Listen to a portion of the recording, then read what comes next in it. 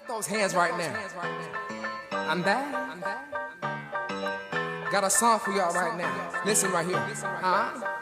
Say holly, holly, hallelujah.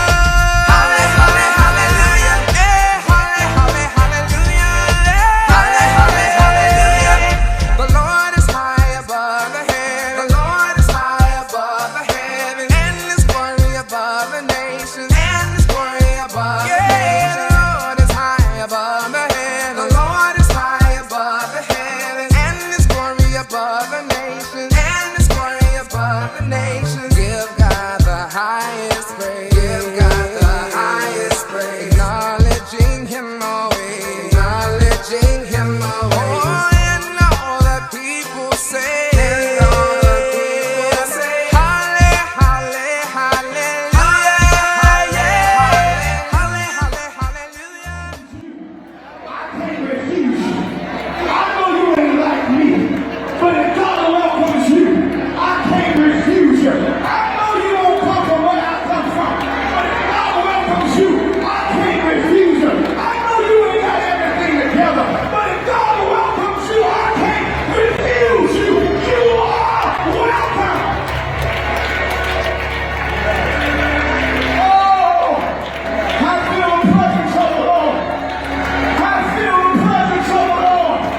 I feel the presence of the Lord. You can have your religion. You can have your rules. Give me God's love. And whatever ain't right about me, God will change it His own time. But if He don't change it, baby, wasn't nothing wrong with it. It was just what you didn't like. Thank God I've been welcome. Whenever Jesus met somebody, He told them the truth. But at the same time of telling them the truth, He showed them.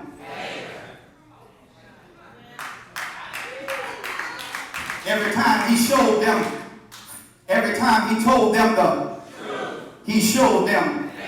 Every time He showed them, He told them. Every time He told them, He showed them. Every time He showed them, He told them. Every time He told them, He showed them. You didn't catch it. You know what it is to really love somebody? It's pointing a finger and lending a hand. Don't ever point a finger if you're not willing to lend a hand. And don't ever lend a hand if you ain't willing to point your finger. In other words, we like an eagle, or we like somebody just to give us a handout, a handout, a handout. Just tell us everything good about us. Just tell us all the nice things about us. We like fans, and all fans do is applaud you. All the fans do, go, go, go, hoorah, hoorah, hoorah. That's a fan. But Jesus says, I got some fan in me, but I also got some teaching in me. And every time you point a finger, you got to lend a hand. Okay, you looking at me if you don't get it. Let me see like that. Watch this here. You was wrong for saying that. This is how you ought to say it. You lazy, you need a job. Here's some referrals. You need to lose some weight. You too big. I'll walk the lake with you. You need to get yourself together. You need to work on your mind. I'll send you to therapy. Whenever you point a finger, you ought to lend a hand. And when you point fingers and lend a hand, that's doing what's best for people. Well, here's the problem. Can I tell you the problem? Too many of you are leaving now. You've been turned off by church. You really don't want to give this Jesus thing a real try because you've been surrounded with people who just point fingers. Everybody in your life has just told you what ain't right about you. Everybody you said that said they love you just told you what was no good about you.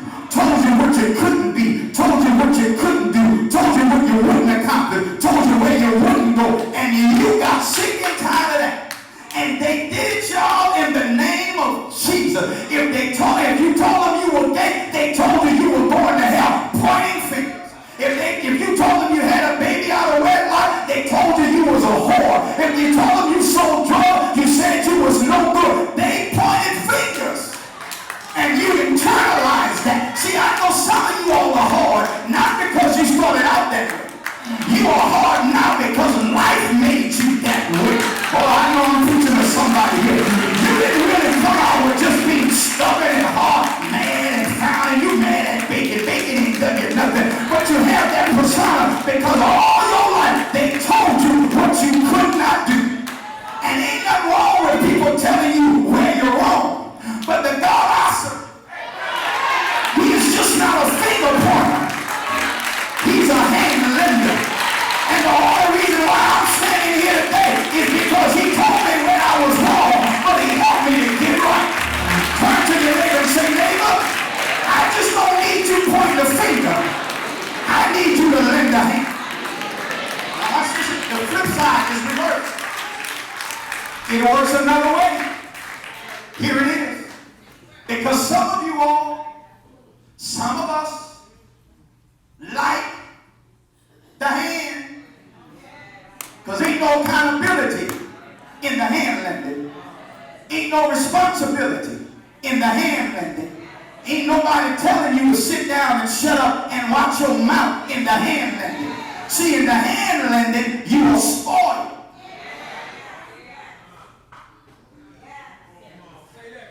If just the finger pointing, watch this, you are ruined. But if it's just hand, you're spoiled. Jesus says, I'm not in the business of ruining people. And I sure enough not in the business of spoiling people. I give a finger and a hand. Because what I'm trying to do is grow you.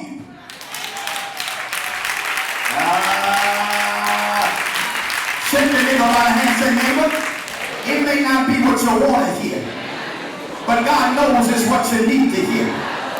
Look at him, say, you need somebody to tell you when you're wrong, but you need that same person to tell you how to get right.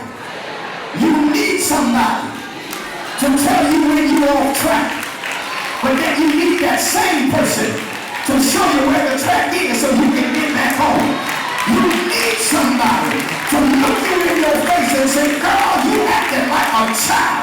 But that same person who tells you you're acting like a child can help you how to be a woman. You need somebody, brother, to look you in your face and say, man, you tripping. Or at the same time tell you, man, how you can stop tripping and start living. You need both a finger pointing and a hand length.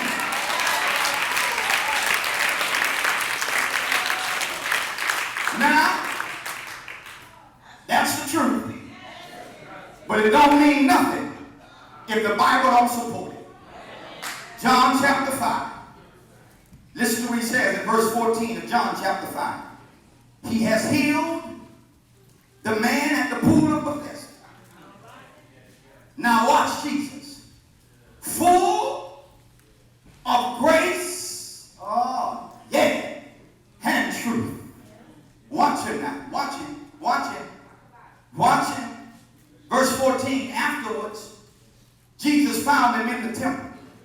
And if I had time, and I thought we got to get out of here. But if I had time, I'd tell you that that's one reason why you ought to come to church. Because there's some things he ain't going to tell you at your house. Some things he only going to tell you when you get to the temple. And Jesus, after found him in the temple, and said to him, watch it now. Watch the grace. See, you've been made well. I did you a favor. But now let me give you some truth. Sin no more. Lest a worse thing come upon. Oh, who am I talking to here today? You see, just because God has forgiven you, don't mean you don't have to go through no consequences. Oh, okay, let me say. Just because you start saving money and God gave you grace to saving money, still don't mean you got a perfect credit score. It's grace and truth. Let me give you one more. Let me go. And I like this sister here. Oh, man, listen. If I could take a trip back in time, Brother Morgan, if I could take a trip back in time, if I could take I-10, Georgia, if I could take a trip back in time, I would want Jesus to drop me off right here. Amen. I don't want to come back now. Acts chapter 8 records an episode where Jesus is teaching. And while he's teaching the word of God, the Pharisees and scribes, who are his haters, bring this woman, brings this woman who was caught in the act of adultery. That means she was sleeping with another woman's husband. Watch this. And they saw. They didn't catch her coming out the shower. They didn't catch her going into the hotel. They saw she was getting her groove on. And they snatched her and brought her in. The problem with this text is twofold. Number one, that means if they saw, they were peeking.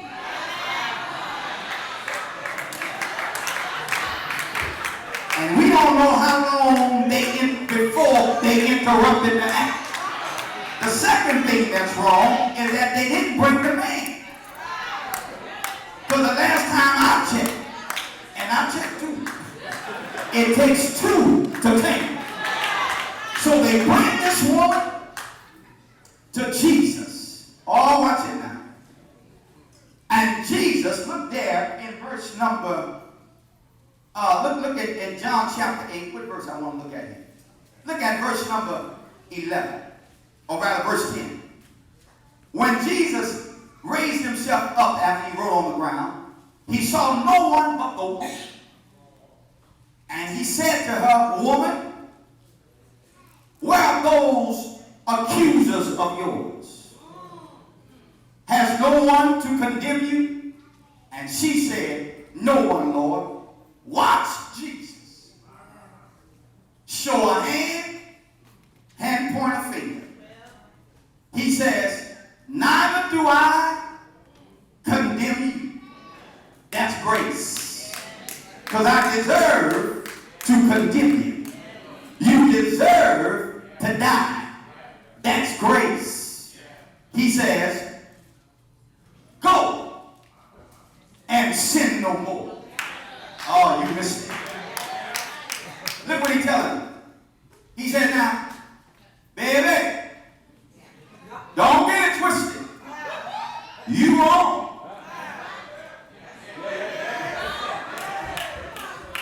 Don't fool yourself. You are wrong as two left sheep. Don't fool yourself. I can't let you get by. You are wrong. You had no business being in there with that man, but the man in here, we ain't talking about him because you the only one they grow. Now that's a word for some folks who like to overlook what you did because of what somebody else did. Let me help you with this. It don't matter what they did, you got caught. Word Nation, Bishop Clark will be right back after these brief messages to continue his lesson.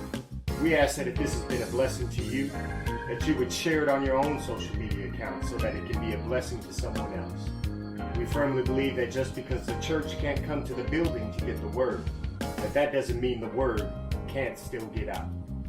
Also, if you have not already, please join our Facebook page at Word Assembly Bishop Keith L. Clark, as well as our YouTube channel, Word Nation. Even in the midst of these difficult times, Word Nation is still doing ministry.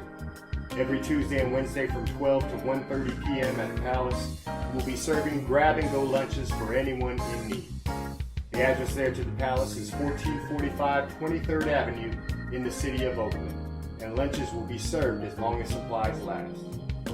Thank you to all of those that have given in support of not only our ministry, but also our minister, Bishop Keith Clark.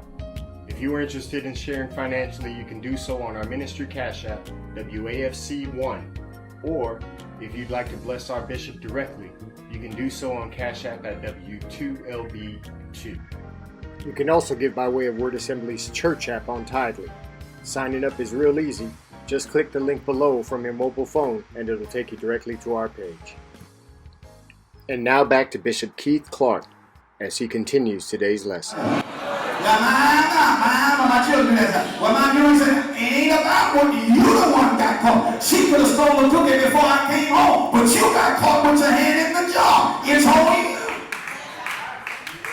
He says to her, he says, you got caught. You're wrong. You're wrong. You're wrong. But you're wrong. But you're wrong. But you're wrong. But you're wrong. But mama, you're wrong. But I won't condemn you. Man, y'all don't know what this is. You're wrong. But I won't condemn you. Jesus dealt with people. He kept it real and he showed grace. You are not loving people if you're just doing one or the other. If all you're doing is showing grace, that ain't loving them. Because you can be instilling in their mind that what they've done is okay for them to do. And they'll just keep on doing it. But if you keep pointing the finger and telling them they're wrong, you're not helping them to overcome and give them hope. You're keeping them in a state of condemnation. But Jesus comes along, John says, and I saw him. He was full of both grace and truth. When grace met truth, they had a faith, and it was potential.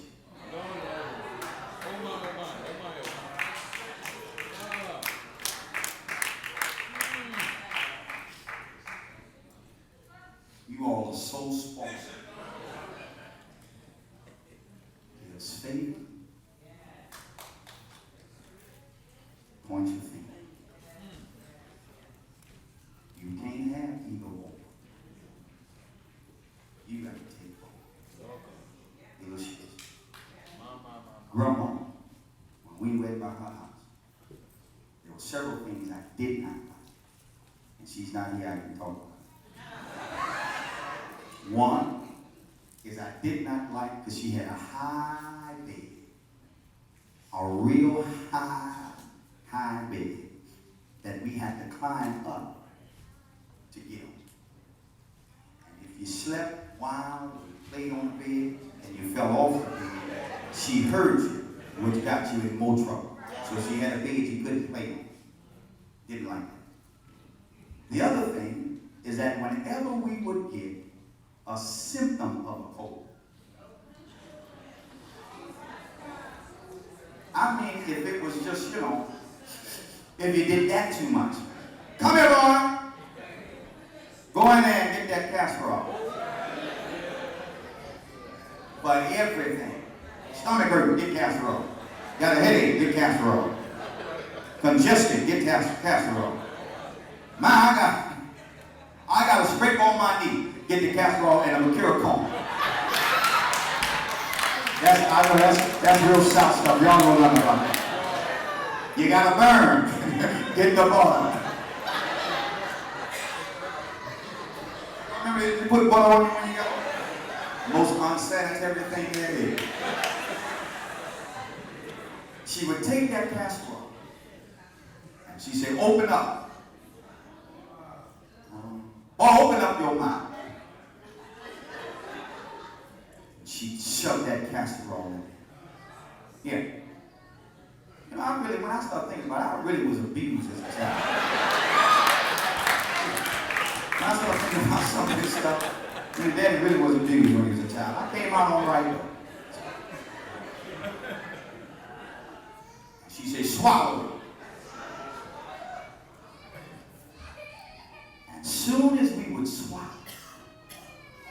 she had an orange. She'd take that orange and she said, now here, open up your mouth. She squeezed that orange in there, and the juice from that orange would make it, watch this, bearable to take that casserole. Now, both the casserole and the orange were two separate things, but they worked together. The casserole got it out my system, and the orange allowed me to handle it better. Truth and grace. If you're going to point a finger, you're going to tell me what's wrong, that's fine. But lend me a hand. Tell me how to get right. If you're going to criticize what I wear, and it may be inappropriate, but let a hand take the shot.